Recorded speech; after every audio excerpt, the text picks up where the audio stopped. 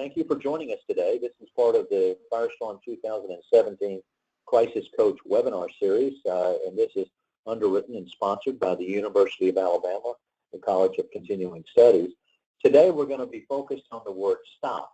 You're saying the wrong thing at the wrong time to the wrong people the wrong way, and we're going to be talking about crisis communications and what the implications are around that. So glad you're on today, and we'll be sharing those thoughts. If you've got questions, you can use the comment function in the toolbar in the upper right-hand side, and we'll note those. Today, as every time, we have a hashtag for the session. It's hashtag Crisis Coach. If you're looking for us, we're on Twitter. We're at Firestorm Sol. On Facebook, it's Firestorm Solutions.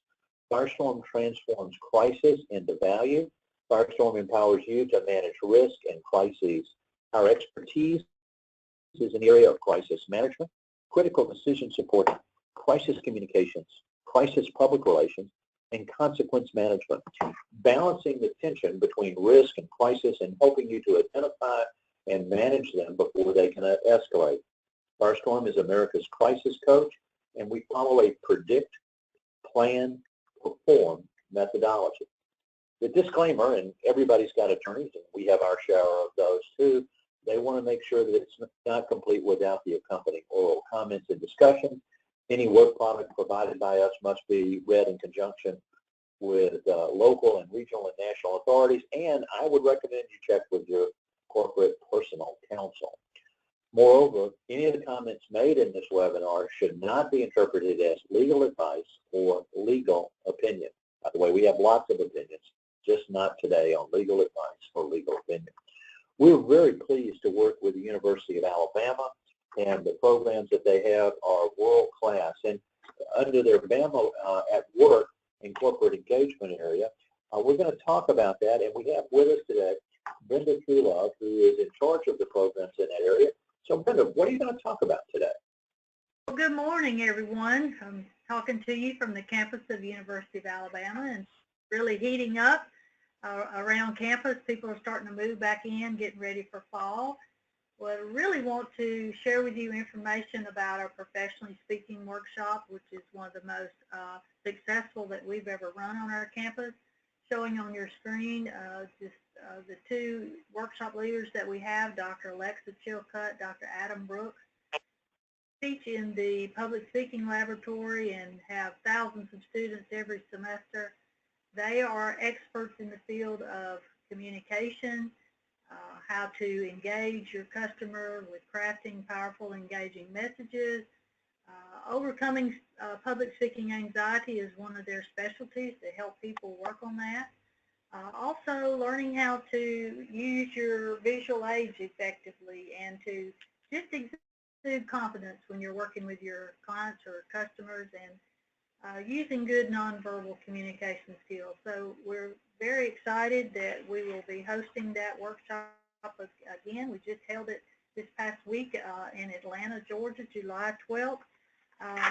The next time we're going to be offering it is February 9th, 2018. You can go to our website where we've just updated that date, or you can call and register at our registration services line, or you can always contact me. My information is shown on the screen there, truelove@ccs.ua.edu. So we're happy to be on the call with Jim today. I always learn something new, and I love this topic today. You know, sometimes you need to learn when to be quiet. So I'm going to be quiet and listen to Jim today, and thanks for everyone for participating. Well, Brenda, thanks a bunch. And always when you say something, it's important, and we know that. I will tell you that the professionally speaking program from the University of Alabama is world-class, and the chance to get that insight and to have that support, even if you're used to public speaking or in groups, it's a way to continue to move your game to the top.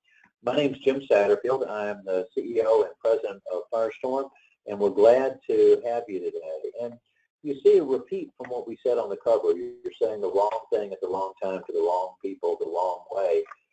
Firestorm is America's crisis coach. We handle crises from the shootings at Virginia Tech to problems within local governments to individuals and organizations as they've occurred. And in the one commonality of all of those engagements is that somebody is already talking about things that they shouldn't be talking about.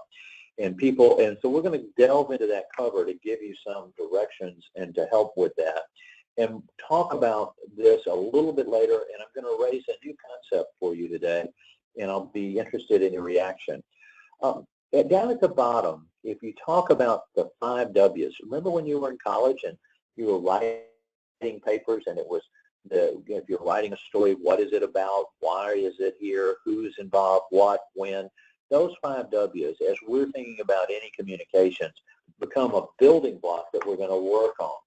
Now, we do webinars on a regular basis and content marketing and sharing, and as a result of that, we do surveys at every time, just as we did today. But recently, we did a survey, and this was about 1,000 companies, and looking at what they were concerned about and what their area that they were focused on. And we said, what keeps you up tonight? What are you worried? What's the number one concern? Not surprisingly, cyber attack. Close behind it, natural disasters, and then you can read across as we're going and looking at it. That's what people are concerned about in your organization. Do you think you'd likely to have to communicate on those topics? Well, the answer is yes, I think you would have to communicate on them. And as a result of that, you need to be prepared of what you would say in each of these areas. Every day that we turn on the television or we watch on the internet, we see a story in these areas starting to come together. I would point out that I anticipate that the terrorist event one will become a larger percentage as we move forward this year and into next year, just as we've seen the events in the UK and in London. Look for those types of things that are coming along. If I were to say the name United Airlines right now, immediately you'd have a picture of someone being drugged down the aisle. So there are significant reputational events that also impact in addition to the first 3 that we're focused on. But in that same survey, we asked an interesting question of those 1,000 companies, and it was a startling response. And if I can get my computer to move down to the next page, let's see if I can. And there we go. And our organization has created a complete all-hazard message maps program to be able to respond to the messages there. Look at it, 14% said, hey, we're ready. We know what we would say if these things happen. That means that 86% of you are not ready or unsure if you're ready. Think about that. We're really concerned about cyber breach. We don't know what we'd say. We're really concerned about the tornado or the flood or the earthquake or the hurricane. We don't know what we'd say. We're really concerned about violence. We see it increasing in our community and coming into the workplace, but we don't know what we would say. Waiting until the event occurs to try to figure out what are you going to say now is too late. Planning ahead is clearly an advantage for us in each and every way for us to be thinking about those types of exposures now instead of responding at the last minute. So what's the current landscape? What we know is that today's world is instant. How much time do you have to think about what you're going to do? None. That window has left. You have to be there. You must identify the threats before they become crises. If you're waiting and everything comes to you as a surprise, and normally I just tell you that the last time a surprise was good, I was fine, and it was my birthday. If you're at work and it's a surprise, it's not good. This is the reason why you need to think about it. The exposures in your organization are unique. Now, yes, we would share some geographic exposures, and if you're in an industry segment, there's different exposures in a school from a manufacturing plant, but the actual exposures that come down into your organization are unique to you. Today, your open source intelligence must be designed to look at your risk profile. So just like we've been talking about, what are you going to say if this happens? How do you know if it's about to occur? That's where open source intelligence, the monitoring of social media, looking at those risks and threats, what are the streams and the words and the phrases that you're going to look at, and developing a risk profile when you're at peace, when you're not in a crisis, when you're not having those things, becomes absolutely critical. And so that's what we want you to think about. So it's not just doing a Google search, it's putting this together in an integrated program to be prepared. waiting really isn't an option. Your leadership must know what's going on before the event occurs, before now, because now it's going to be too late. So there's some vulnerabilities out there, and let's talk a little bit about those, and they relate back again. And again, data and the research that we've done based upon all of the surveys and information become very interesting here. Once you're in the public spotlight, you're more visible. So everything you say is going to become a closely viewed and scrutinized event. And so while you respond could create a second crisis. Now we ask, do you measure your visibility in a crisis, and how do you do that? Because again, when we talk about crisis management, we're focused on data-driven crisis management. Not what somebody's gut's telling them, what somebody's going to just wing it, but what does the information tell you? A little over a third of you are doing that and planning it, so that's great, and that's going to give you an advantage in that. Just under a third aren't doing it, and a little over a third says, huh? What are you talking about? So as you think about this, you've got to understand your baseline so that you can see when that change starts to come into play, because you're going to be more visible. So when we talk about open source intelligence, it allows you to monitor and identify those behaviors of concern through awareness. You'll see into the crisis, who are the brand supporters, who are the brand detractors, what is that information that's being conveyed associated with it. Those become important elements. There are a couple of, our research again shows us statistics here that work to your advantage in these types of situations. One is that if someone has ill intent, 80% of the time somebody else knows, and almost 67% of the time 2 or more people know. And when people know, what do? They talk. Where do they talk? They talk on social media. So that social chatter that you see over in the left tells you that you need to be looking at it. I know we're focused on crisis communications today, but we need to make sure that we're talking about the right thing at the right time in the right way.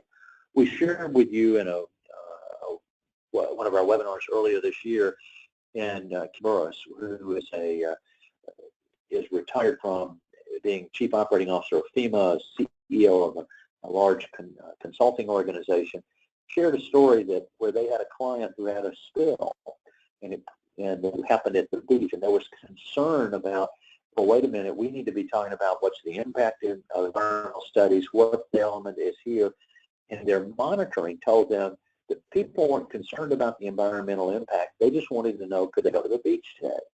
And sure enough, the spill had been contained to a 50-foot portion, had not reached the ocean, so the beach was open. So their messaging came out to people, hey, the beach is open, come on down, join us for a Coke and a hot dog at the beach, it's there, and to put that together. Had they gone out with messaging about a great contamination, they would have created a second crisis where the market was not concerned about it. So there is a difference, and knowing what to talk about is the first building block in this area.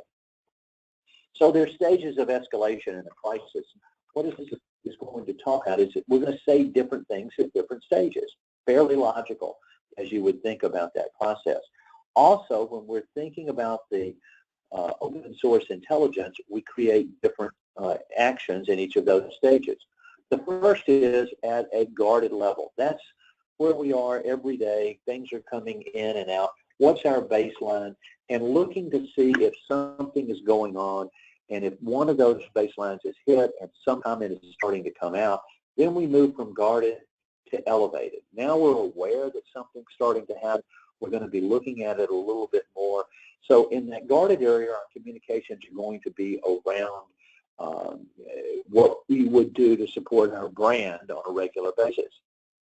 At elevated, we're notifying our team to be aware there's some things to look at and to be more concerned about, and then it emerges up to an imminent level where it looks like the threat's getting greater and greater, and just as I'm increasing my voice, the size of the circles are getting bigger. We've got to delve into that more, and then finally, whatever bad thing has happened is happening, and it's severe. It's very targeted here, and we're focused in on those areas. We got a phone call from a large client with 800 locations, and it was on a Wednesday afternoon at 3 o'clock, and they said, look, we have somebody who posted on our Facebook page that someone's going to that location and kill everybody on Friday. They have 800 locations. So we started to work, and Karen Mazzullo, who's our Chief Information Intelligence Officer, started with her team to see what we could find out. And she found out the first name of the person, his girlfriend's name, his last name, his home address, and we notified the client in 2 hours and said, this is who it is. And it was a 17-year-old who's working at that location, who was fired, and they're coming back in. They want to come back and even score. So they turned it over to the police, who met with the family. I can't imagine that was a warm, friendly conversation. But then there was an escalation of what else do we need to be looking at. So a geofence was set up around the targeted location where the attack was scheduled to occur. And we were able to find out that the manager at the location was selling drugs out the back door. So in 2 hours, we were able to identify the drug dealer and the would-be killer.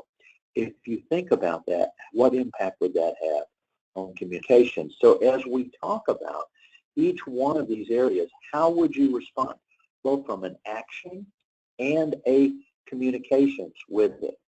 Now, when we talk about all of these areas, it's the decisions that you make, it's the actions that you take, and the words that you say that really matter. So if we're going to focus in on it, let's talk about some actions that you have to take initially in a crisis. This thing is starting to occur. We're moving through this process. These elements are out there, and you'll see a lot of things that you're looking for. I want to point something out to you on this list over the two columns that are there. Some of the items are bold. Some of them aren't. Those that are bold are related to communications. So the majority of actions that you have to take in following a predict, plan, perform methodology relate to this area of communications. That's why it's so hard. That's why you need to look at what you're going to do and say, and how it's going to be said, and who it's going to be said to, and what's the media and medium that you're going to use. So there's a lot of actions that need to happen immediately at that point in time. But wait a minute, we talked about who we're going to say things to. Let's see about some of those things. And there's some common misconceptions that you're going to get. I will guarantee you that someone in your organization will come forward, like the gentleman on the left, and say, if we don't make a statement, they'll think we have something to hide. Or the lady on the right who says, hey, we have to get out front of this. Well, you know, and then finally the CEO says, well, we'll just call a press conference and I can wing it. All of these statements on this page are false. Now, we're going to talk about that, and I'm going to give you a completely different perspective in just a minute. But I'd like to plant a seed in the back building to that point to ask you to think about what other situations can people find themselves in when they shouldn't be talking. And if they are going to talk, they should understand what's going to happen in each of these areas. Now, we have a lot of business continuity professionals on the call today, and leaders in their organizations. And one of the things I know for absolute certainty is that you've got frameworks that document your business processes and procedures, your resiliency plan. You've got a business model. This is how we do it. I was on the phone this morning with a pharmaceutical group that does research and development of new products, and they've got systems and documentations that are quite complex that are doing it. That's the key for them surviving. Well, if it's important about how they run their business and what they do, it's equally important that they know what they're going to say. Now, underlined on your screen is the statement, if you're explaining in a crisis, you're losing. And this is the point I want to introduce a new concept, and we're going to share a lot more about this later in the year. But there's a concept here of if we were watching television, and there was a series on television for years called Law and Order. I think there's still one of those in that group. Or we've seen Blue Bloods and a whole series of other police shows on television. And so if I were to ask you about the Miranda warning, you would go, oh, I know what that is. You have the right to remain silent. If you say anything, it will be used against you in a court of law. You have a right to an attorney. If you don't have, you forward one will be appointed for you. And then do you want to talk to me? You still want to talk to me? If we're going to tell a common criminal they have the right to remain silent, why do you suddenly feel the need to talk in this crisis? So we're going to give you some tools in another webinar in that particular moment, because that's the watershed moment. We're going to talk about communications, but the key element to take away from this slide is that the same level of planning that you're doing so that your organization can do what you do, that you can survive, you need to have that same level of planning in dealing with the communications. If you don't, the lies and the truth and all of the other matters will change and no one will know what you're talking about. So that's just it. There's a rule of pi. And I think everybody has been around a small child where you told them something and they said, well, why should I not put my hand on the stove? And you go, well, because it's on. Well, why? Because we're going to cook dinner. Why? Because it's time to eat. And after about the fourth or fifth why, you probably have broken down and just said, because I said so. I worked with a lady one time whose line was, because God said so. So there was clarity here in the direction in looking at it. But when someone says that we're going to talk, you need to understand why. What should we say now has great implications. So focusing on why we're communicating. We're just not going to talk. Remember the story about the beach and the pollution. Why are we talking? What is it that we want to get out of that? And we'll go into more depth as we move forward. I'll also share with you that if you ask why, around the third why, most people fail to think of a reason why this should happen. And it will take the wind out of the sails of those people that are coming and saying, we need to be talking about this. If you ask why, it makes a real difference in that process. So a tool here is the asking of why when someone says, we need to communicate about it, and do that 5 times. So let's think about the types of communications that occur. Now, we see 3 types of crisis communications, and this is the order in which they occur. First is the coordination, then the crisis or brand, and then finally the compliance. Remember the guarded, elevated, and severe? Well, when those initial things were starting to happen, the types of communications that we would have be internal to direct coordination, response, and recovery. Firestorm views crises, disasters, and emergencies in 5 stages. Pre-action, everything you do before it happens. Onset, when it immediately is occurring, and that's where your life safety and your emergency response plan kicks in. Impact assessment, how bad is it? And 4th, response and recovery, and 5th, then the post-recovery and consequence management. So this coordination phase is coming both ahead of time in that pre-action mode and immediately at the onset of, do we evacuate? Do we shelter in place? Do we lock out? Do we do lockdown? Has to be very clear, and the coordination has to come. So yes, that's a communication that we're doing in the crisis. The second type of communication generally comes 24 to 48 hours later, and that's around the crisis impacts on the brand and reputation. Well, Jim, why would you wait 24 to 48 hours? Well, one of the things that we've shared with you repeatedly is almost everything you learn initially in a crisis is wrong. So if you come out and make a statement that we tested the equipment, you find out you didn't. We had a sign-off on that. You find out you didn't. We've done background checks. We didn't do anything wrong. You're going to find out that what you believe isn't true or is incomplete. Once you make a statement with an error in it, you've lost credibility and will impact those elements that are around. So there is time here, and that can be used in helping to delay this rush to communicate. Last are communications that are generally responsibilities that come from a regulatory standpoint. Communications to the regulator or communications that are required. For example, a cyber breach. You must notify people whose identities have been impacted. By the way, PII, personally identifiable information, the definitions are different in most states. I think there are 37 or 38 different definitions out there. One commonality across them all is that you must notify within a reasonable amount of time. Please define the word reasonable. So if we think about crisis communications and look at the phrase up there, this is the decision process. We're not communicating yet. We're deciding what we're going to do. The first thing is predicting. Who's the audience? What are they concerned? Just like the people about going to the beach, who are we trying to communicate with? Is it our employees? Is it our clients? Is it our vendors? Is it our regulators? Is it the people in the community where we are? Who are we talking to? And what are they going to be concerned about? Because an investor is going to have a different concern than a competitor, than a vendor, than a supplier.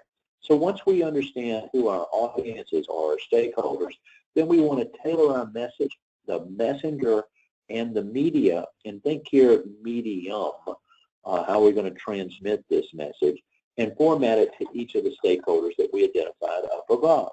Now,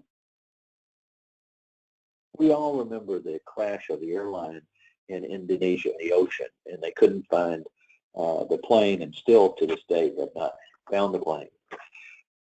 The notification to families that their loved one was being declared dead came via a text message. Imagine the impact that you would have if you got a text message that a loved one had passed away.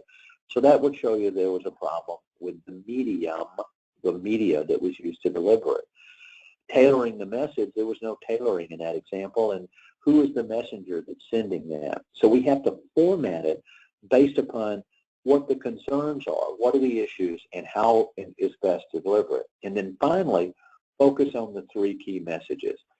We have repeatedly done some training around message maps. What is your first message, your second, and your third to each of the questions that were listed here? People aren't going to get 47 things. They are going to understand 3, and so that would be an area to focus on and deliver. So as we're thinking about these things, we've got to develop some type of a crisis GPS, knowing if we're talking about the right thing or the wrong thing or where it's going to go forward. Imagine this picture where the freeway is closed. You're not going to go that way. So we're going to need an alternative to be able to get us there. So understanding what's going on and viewing it in context will help both with the decisions and the communications that are coming through. Well, that's great. We understand a lot of this, but let's talk about the degree of this crisis and how does that help us at this point. There is a way to start to get an index or a rating of the crisis and a level of involvement that's associated with it. And what we've found is that these words become very, very important. What's the outrage, the fault, and the fear? Measure your crisis that you're involved in. If you're working on the communications or supporting the decisions that are being done, it will take a deep breath and say, wait a minute, we're going to stop and look at, is there outrage about this? Is there fault? And is there fear? So let's take a step back and think about the water problem in Flint, Michigan.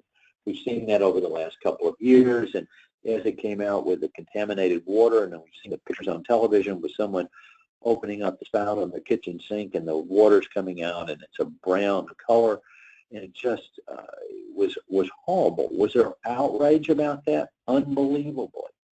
Was there fault? Yeah, the people in the water department knew about it, or government. It was widely known, and it went on for years and years. So there's outrage and there's fault. But was there fear? Sure. People were afraid that their child might get cancer, or there could be birth defects or brain damage or early death. That all of those elements came there. They also had fear that they couldn't sell their house because no one would want to live in that community and area. So in the box down below, all of those were checked in the severe element. The communications there have a significantly greater impact.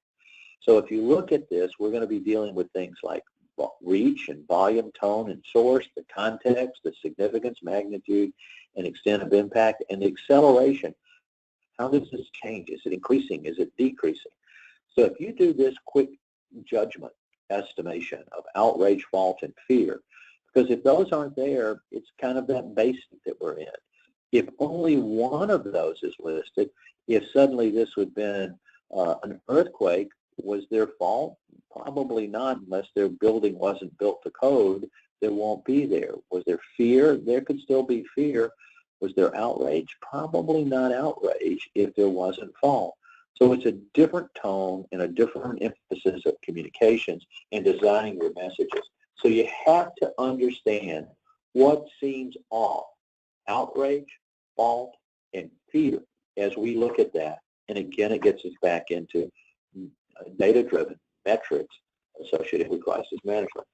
So now we ask you a documented and trained management team and a tested crisis management plan. Great news, half of you do. This was a survey, again, of 1,000 companies. As we look back on it, and we saw that over half had taken the time to do those things.